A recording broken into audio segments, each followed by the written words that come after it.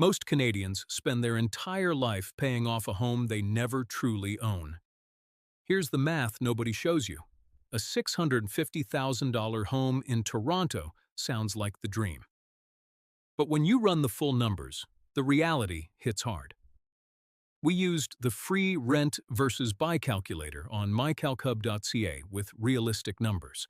After 10 years, total cost of buying $614,300. Total cost of renting $288,000.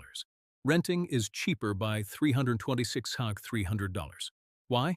Because in the early years of a mortgage, most of your payment goes to interest. On top of that, you still pay property taxes, insurance, and maintenance. Meanwhile, the renter who invests that monthly difference at 7% ends up significantly ahead in actual cash. But here's the other side.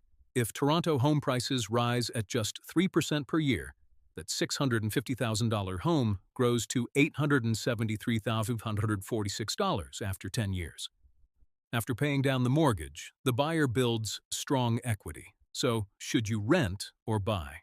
It comes down to two key things: how long you plan to stay, and whether you will actually invest the extra money every month if you rent.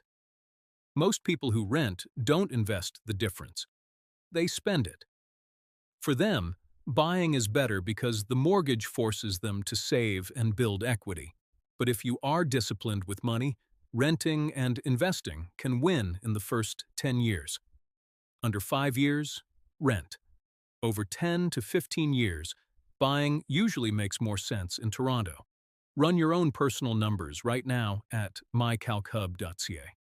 It's completely free, private, no sign-up needed, and built for Canadians. The link is in the description. If this video helped, give it a like and subscribe for more honest Canadian finance breakdowns. Build wealth. Live free.